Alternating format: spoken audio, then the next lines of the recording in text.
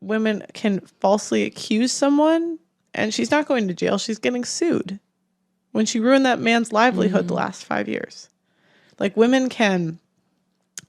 Oh, there's another issue, which is like father's rights too. Like there's a woman in the US who gave her kid up for adoption and the dad wanted to be in his life.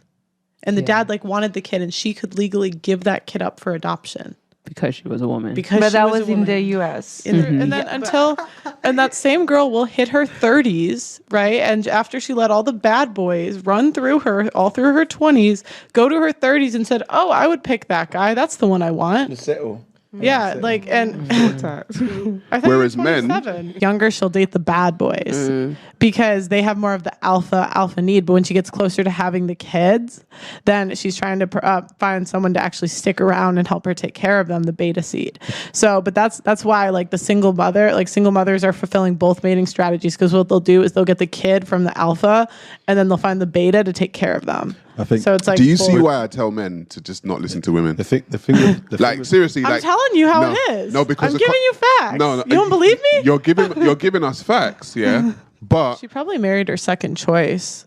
Yeah. That's usually what happens is the girl, like they're getting closer to the age where they need to have kids. They marry the first guy that'll take them. Maybe. And then they can't get that ex out of their head. So they leave to try to find something just as good. So what are the statistics again? Is it women that leave marriages more, right? Yeah, women leave marriages 70 to 80% of the time. If they're college educated, it's 90. Yeah. Women are the ones. You guys like... Are you that desperate?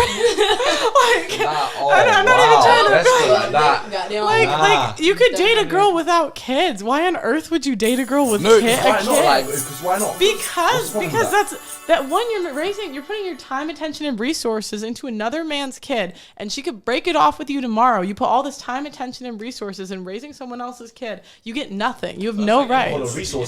I mean, it's not just her attraction; it's the whole package. What you get, like, even with a guy. What about if there's like baby daddy drama? You know? Yeah, like I would. Oh my gosh, I have brothers. scares me. If they brought home a girl with a kid, I would tell him to dump her immediately. Was trying to alienate him from his child. And I think a lot of the time when it comes to fathers and mothers, one thing that's not spoken about, the deadbeat dad narrative is spoken about a lot. We've heard it for like decades. But what we don't hear about is like deadbeat mothers that are alienating their children from their actual fathers. Do you know what I mean? And I think that needs to be spoken about a lot, because I think when it comes to mothers, like I said, we're jumping through the hoops. If you don't do what they say, then you're a deadbeat dad. And they'll go around spreading around the whole town to your family, friends, that you're a deadbeat dad. Why?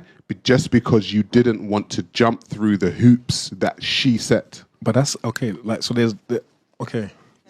So there's biological reasons for the reasons we feel the way we feel. If a guy can get other girls, that's a form of pre-selection. So that signals to us he could take care of those women, therefore he can take care of me too. So that's why it's attractive to us, a man that's been with more women. On the other hand, men value purity because their biological imperative was they don't want to put resources into a kid that's not theirs. And so that's why they value a lower body count, because if they want to make sure that kid is theirs. And then if you want to talk about body count, so a woman that's a virgin when she gets married, she has an 80% chance of a happy marriage within 10 years. If she's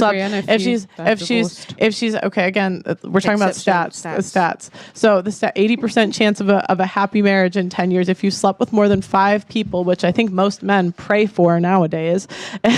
Their chance of a happy marriage is 25%. So it goes from 80% to 25%. So and it keeps dropping lower and lower. Go ahead. Can I ask you a